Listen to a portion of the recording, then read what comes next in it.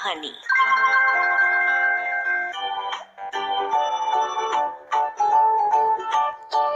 Tales of Panchatantra.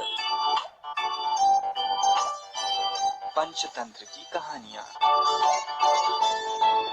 छठवीं कहानी, खरगोश की चतुराई। किसी घने वन में एक बहुत बड़ा शेर रहता था। वो रोज शिकार पर निकलता और एक ही नहीं, दो नहीं, कई कई जानवरों का काम तमाम कर देता। जंगल के जानवर डरने लगे कि अगर शेर इसी तरह शिकार करता रहा तो एक दिन ऐसा आएगा कि जंगल में कोई भी जानवर नहीं बचेगा। सारे जंगल में सनसनी फैल गई। शेर को रोकने के लिए कोई न कोई उपाय करना जरूरी था। एक दिन जंगल के सारे जानवर इकट्ठा हुए और इस प्रश्न पर विचार करने लगे। अंत में उन्होंने तय किया कि वे सब शेर के पास जाकर उनसे इस बारे में बात करें। दूसरे दिन जानवरों का एक दल शेर के पास पहुंच गया। उनको अपनी ओर आते देखकर शेर घबरा गया और उसने गरज कर पूछा, क्या बात है, तुम लोग यहाँ क्यों आ रहे हो? जानवर दल के नेता ने कहा, महाराज, हम आपके पास निवेदन करने आए हैं। आप राजा हैं और हम आपकी प्रजा। जब आप शिकार करने निकलते हैं तो बहुत जानवर मार डालते हैं। आप सबको खा भी नहीं पाते। इस तरह से हमारी संख्या कम होती जा रही है। अगर ऐसा ही होता रहा तो कुछ ही दिनों में जंगल में आपके सिवाय और कोई भी नहीं बचेगा। प्रजा के बिना राजा भी कैसे रह सकता है? यदि हम सभी मारे जाएंगे तो आप भी राजा नहीं रहेंगे। हम चाहते हैं कि आप सदा हमारे राजा बने रहें। आपसे हमारी विनती है कि आप अपने घर पर ही रहा करें। हम हर रोज स्वयं आपके खाने के लिए एक जानवर भेज दिया करेंगे। इस तरह से राजा और प्रजा दोनों ही चैन से रह सकेंगे। शेर को लगा कि जानवरों की बात में सच्चाई है। उसने पल भर सोचा, फिर बोला, अच्छी बात है, मैं तुम्हारे सुझाव को मान लेता हूँ, लेकिन याद रखना, अगर किसी भी दिन तुमने मेरे खाने के लिए पूरा भोजन नहीं भेजा तो मैं जितने जानवर चाहूंगा मार डालूंगा। जानवरों के पास तो और कोई चारा था नहीं, इसलिए उन्होंने शेर की शर्त मान ली और अपने अपने घर चले गए। उस दिन से हर रोज शेर के खाने के लिए एक जानवर भेजा जाने लगा। इसके लिए जंगल में रहने वाले सब जानवरों में से एक एक जानवर बारी बारी से चुना जाता था। कुछ दिनों बाद खरगोशों की बारी भी आ गई। शेर के भोजन के लिए एक नन्हे से खरगोश को चुना गया। वो खरगोश जितना छोटा था उतना ही चतुर भी था। उसने सोचा, बेकार में शेर के हाथों मरना मूर्खता है। अपनी जान बचाने का कोई न कोई उपाय अवश्य करना चाहिए और अगर हो सके तो ऐसी कोई तरकीब ढूंढनी चाहिए जिससे सभी को इस मुसीबत से सदा के लिए छुटकारा मिल जाए। आखिर उसने एक तरकीब सोच ही निकाली। खरगोश धीरे धीरे आराम से शेर के घर की ओर चल पड़ा। जब वो शेर के पास पहुंचा तो बहुत देर हो चुकी थी। भूख के मारे शेर का बुरा हाल हो रहा था।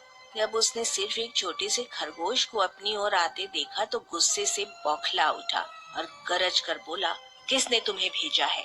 एक तो पिद्दी जैसे हो, दूसरे इतनी देर से आ रहे हो। जिन बेवकूफों ने तुम्हें भेजा है मैं उन सबको ठीक करूंगा। एक एक का काम तमाम न किया तो मेरा नाम भी शेर नहीं। नन्हे खरगोश ने आदर से जमीन पर झुककर कहा, महाराज, अगर आप कृपा करके मेरी बात सुन ले तो मुझे या और जानवरों को दोष नहीं देंगे। वे तो जानते थे कि एक छोटा सा खरगोश आपके भोजन के लिए पूरा नहीं पड़ेगा, इसलिए उन्होंने 6 खरगोश भेजे थे।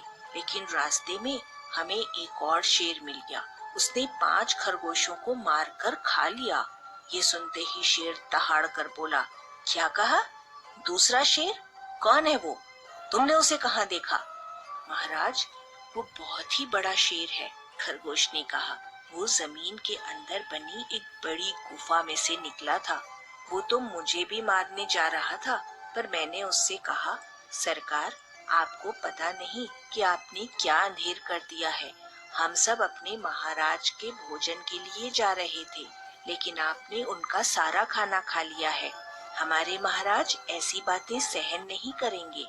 वे जरूर ही यहाँ आकर आपको मार डालेंगे। इस पर उसने पूछा, कौन है तुम्हारा राजा? मैंने जवाब दिया, हमारा राजा जंगल का सबसे बड़ा शेर है।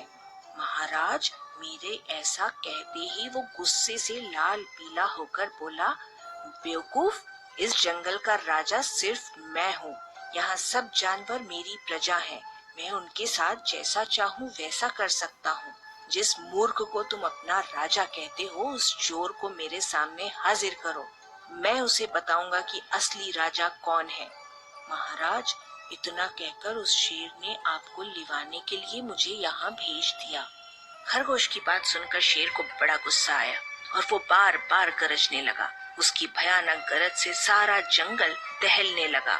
मुझे फौरन उस मूर्ख का पता बताओ, शेर ने दहाड़ कर कहा।